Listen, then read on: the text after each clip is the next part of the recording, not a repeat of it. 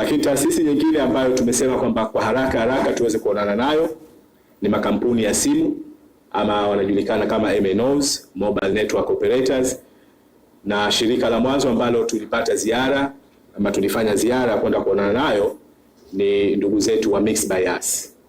Tulifanya vikao kadhaa na ndugu zetu, tunatarajia katika mwezi wa 5 kusaini nao mkataba wa PPP ambao utakuwa una guarantee kutoa huduma za fiber katika nyumba zetu hapa visiwani ama katika makazi yetu hapa visiwani.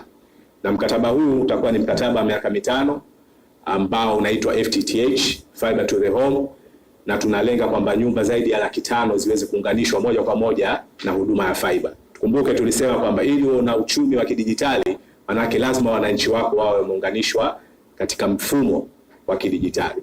Kwa hiyo Mixx by Yas tumekaa nao, wanaweka zaidi ya dola milioni 25 kwa ajili ya utekelezaji wa mradi huu.